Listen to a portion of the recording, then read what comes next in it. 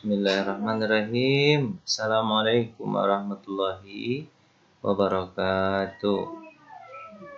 Alhamdulillah, syukurillah, salatu wassalamu ala rasulillah, la hawla wa la quwata illa billah. Baiklah, pada hari ini kita belajar lagi tentang tema terkait kerja wirausaha dalam Islam. Presentasinya oleh Marsha Amiran Kamal. Ini kerja wirausaha dalam Islam. Apa itu kerja? Kerja itu secara etimologi melakukan sesuatu pekerjaan, kan? Dalam Islam, perbuatan atau usaha manusia yang baik ditunjukkan untuk dunia dan akhirat. Jadi kata Abu Daud begini, ketika hadis Nabi bercerita tentang al-mu'min qawi ahabbu ilallah minal mu'min ad-dha'if. Mukmin yang kuat Allah lebih suka daripada mukmin yang lemah. Pertama adalah ihris ala ma yanfa'uka, yaitu mempergunakan waktu dengan hal-hal yang bermanfaat. Kata Abdullah bin Umar mengatakan bahwa aku tidak suka kalau ada orang yang menghabiskan waktunya tidak ada apa-apa yang dia bisa lakukan baik untuk dunianya maupun akhiratnya. Aku tak suka itu. Ya kalau dia tidak bekerja untuk akhirat yang lebih utama, kalau enggak dunia.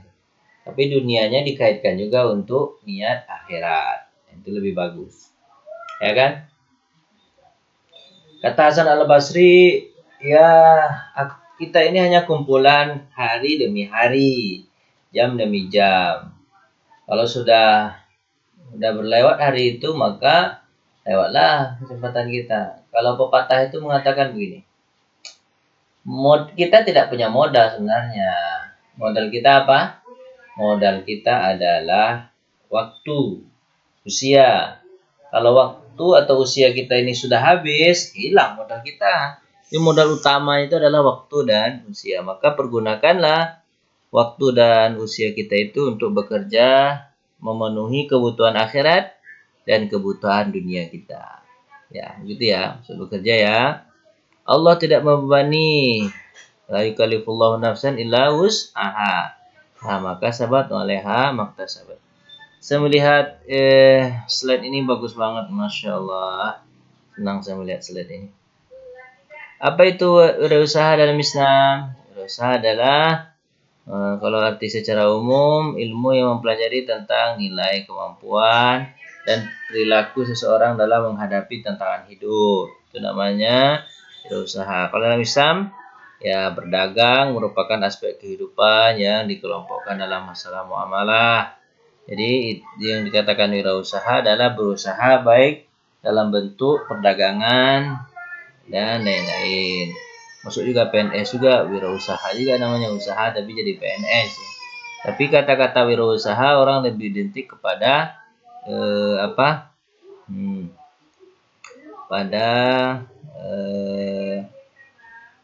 berdagang.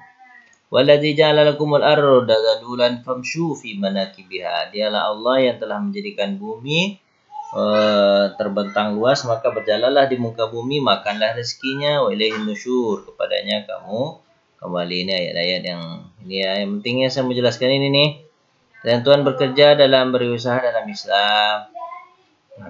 Setiap jiwa akan mati sampai rezekinya sempurna. Jadi orang bekerja itu kerja kita itu niatkan pahala gitu, bukan kerja niat dapat duit. Sebab apa? Kalau kerja niat dapat duit, nanti kalau nggak dapat duitnya, kalian akan kecewa. Tapi kalau bekerja niatnya adalah cari pahala, maka memang itu tujuan utama. Kalaupun nggak dapat duit, kita tidak terlalu kecewa. Dan rezeki kita itu sudah Allah tentukan. Ada rezeki yang tergantung di atas langit, ada rezeki yang sudah jatuh ke bawah. Rezeki yang sudah jatuh ke bawah itu adalah rezeki yang gampang kita dapatkan. Tapi kalau rezeki yang masih tergantung, seperti gantung di pohon, maka kita harus punya alat untuk mengambilnya. Salah satu alatnya adalah keluar rumah, terus punya ilmu. Nah, punya ilmu. Kalau orang yang tidak keluar rumah, tidak punya ilmu, dia dapat makan dapat gitu. Tapi rezeki yang masih tergantung, yang masih ranum-ranum buah itu di atas, yang akan dia dapat. Di rezeki itu ada namanya dua, ada rezeki mubram, ada muallak. Mubram itu yang langsung dia dapat, seperti bernafas, makan, minum, mungkin ada orang yang ngasih gitu ya. Kemudian ada rezeki yang tergantung di atas, yaitu rezeki lebih-lebih gitu. Rezeki itu bukan hanya sekedar ini ya, sekedar duit ya. Sehat juga rezeki, sehat, melihat, berhirup udara itu rezeki dari Allah. Jadi rezeki itu luas maknanya. Cari pekerjaan yang halal, jangan pekerjaan yang haram. Sebab apa? Kalau kata itu mengatakan kalau kita ngambil yang haram, yang halal pergi. Padahal rezeki kita ada yang halal. Tapi yang halal itu udah hilang, yang haram datang. Makanya cari aja yang halal, ngapain cari yang haram? Yang haram nanti kita akan ada resikonya juga, mengembalikan, ditangkap sama polisi, masuk penjara. Baik cari yang halal aja. Toh rezeki kita sudah ditentukan Allah. Kalau seandainya kita ngambil yang haram, aduh repot kita kan. Ambil aja yang halal. Cari berkah dalam pekerjaan, bukan besar gaji, berkah. Maksudnya berkah itu gimana? Pekerjaan yang tidak membuat kita lalai. Pekerjaan yang tidak membuat kita lalai dari Allah gitu. Sholat nggak boleh dalam bekerja gitu kan, nggak boleh sholat zuhur, maghrib, asar nggak boleh. Nah itu nggak berkah tuh. Maka tinggalkan pekerjaan itu, cari pekerjaan yang lebih mantap. Jauhkan diri dari perkara minta-minta ya, nggak boleh. Selagi ada kemampuan orang untuk berusaha, maka wajib usaha. Terutama laki-laki. Nabi SAW mengatakan, kata Nabi, laki-laki itu bekerja. Kalau laki-laki tidak mau bekerja, maka gantilah. Jangan dia jadi laki-laki lagi. Jadi perempuan saja. Memang perempuan itu dia kerjanya di rumah. Ngurusin anak. Tapi kalau laki-laki wajib bekerja, cari nafkah untuk anak dan istri. Jadi pekerjaan yang tidak menyengsarakan orang lain. Ya pekerjaan yang membuat orang sengsara. Contoh apa? Kerja untuk menjual ekstasi, kerja jual putau, jual ganja, jual minuman keras. Itu kan nyusahkan orang. Jangan. Kerjaan tuh yang tidak menyusahkan orang kan. Berbanyak doa bisa mendapatkan rezeki yang halal. Jadi banyak-banyak doa kepada Allah, minta kepada Allah. Karena Allah memang telah menentukan rezeki kita dan takdir Allah. Dan takdir Allah itu bisa Allah rubah. Allah yang merubah. Kita nggak bisa merubah. Kalau misalnya sampai mati rezeki kita misalnya 10 miliar misalnya kan. Tapi kalau kita minta ya Allah tambahlah rezeki saya masih butuh nih untuk kebutuhan orang tua saya, anak istri saya. Nanti gampang aja Allah rubah angka-angka itu tambah lagi 3. Yang seharusnya 10 miliar jadi 10 triliun. Gampang bagi Allah merubah rezeki. Kita yang harus berusaha. Sebenarnya dunia ini memang Allah bagi percuma. Siapa yang mau ambil, gampang. Orang non muslim aja dapat. Tapi syaratnya memang hukum alamnya dipakai. Apa itu hukum alamnya? Kerja keras. Oke. Ini sudah ayat-ayatnya. Tadi menjelaskan itu. Saya mau jelaskan yang ini lagi poin-poin ini ya. Apa kau tak mampu bekerja? Nah, tak mampu bekerja. Wajib mencari nafkah bagi yang mampu bekerja. Jika tak mampu bekerja. Berdosa jika enggan mencari nafkah. Enggak mau cari nafkah, berdosa. Terus berpahala bagi orang yang mencari nafkah. Seorang bertanya kepada Nabi, ya Rasulullah, kata Nabi SAW, sebaik-baik orang itu adalah orang yang makan, minum dari hasilnya sendiri. Itu berpahala, dapat pahala. Bahwa sedekah untuk kalau dia memakan untuk mencari nafkah untuk dirinya sendiri, maka dia makan, maka sama dengan dia bersedekah kepada diri.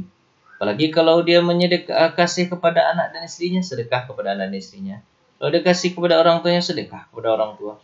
Gitu, ya kan? Sedekah, semuanya sedekah. Maka dia dapat berpahala. Akan ditanya di akhirat bagi yang menganggur. Ditanya, ngapain nganggur? Kamu saya berikan tangan kaki. Yang saya berikan, tapi kenapa nganggur? Ditanya sama Allah. Pasrah dan tawakal bukan berarti malas. Jadi sebenarnya tawakal itu setelah berusaha.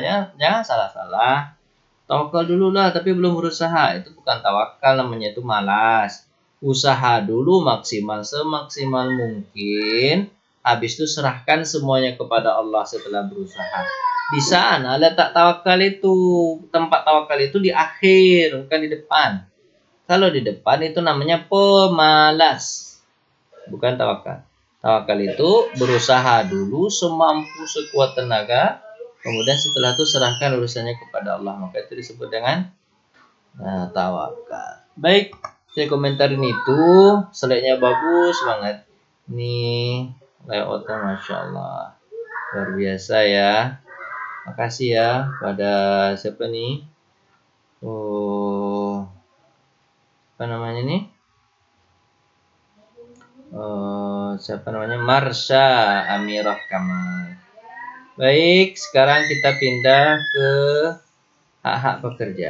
Jadi, jika seandainya ada yang bekerja di rumah kita, baik pembantu atau siapa, dia punya hak, maka kita sebut hak-hak pekerja. Hak pekerja bisa jadi buruh. Nah, sekarang yang suka direbutkan apa? Omnibus Law, ya kan? Om itu artinya besar, omni.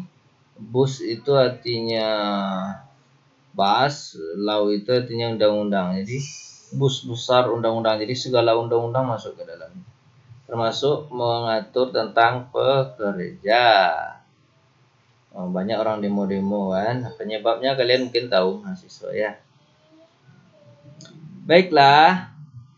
Sub dan bab presentasi pengertian hak tenaga kerja, kemudian prinsip-prinsip dalam Islam tentang upah. Kesimpulannya, pengertian hak ya, hak itu adalah sesuatu yang harus dia dapat, itu kan hak. Hak tenaga kerja apa? Hak tenaga kerja itu tidak membebani pekerjaan kepada, ini yang pertama, melarang memberikan beban tugas kepada pekerja melebihi kemampuannya. Jadi tidak harus dia kerja itu orang kuatnya 8 jam sehari. Kalau dikasih 12 jam berarti 4 jamnya lembur. Lembur itu harus bayar tambahan. Itu pun nggak harus terus menerus. Kalau terus menerus, matilah orang. Kalau di mana?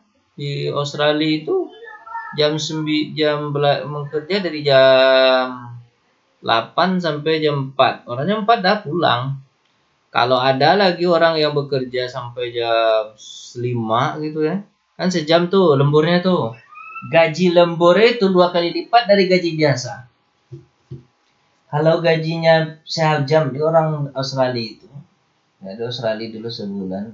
Di Australia itu gaji itu per jam. Jam 8 sampai jam 9, $20, 200.000. Kalau dia kerja 8 jam berarti $1.600 sehari. $1 Australia itu 10.000. Berarti 1.600.000 gajinya sehari. Begitu. Kalau dia lembur dari jam 4 sampai jam 5, itu kena tuh perusahaan. Berapa? $40 sejam. $40 kan 400.000. Maka rata-rata di Australia itu mall, apalagi ya, mall, kemudian tempat semua ya lah, gedung-gedung pemerintah itu rata-rata sampai jam 4, jam 5 paling lambat. Toleransi 1 jam kadang-kadang itu pun dianggap sebagai lembur. Begitu caranya kemarin tuh kalau di Australia itu. Jadi memang saya lihat itu orang Australia itu memang jadi manusia seutuhnya. Kalau Indonesia kan enggak, apalagi jadi pembantu rumah tangga. 24 jam, udah jam 12 malam masih dipanggil sama tuan rumahnya. Bikinin air teh. Oh, suruh 12 malam. Terus kapan orang bisa istirahat?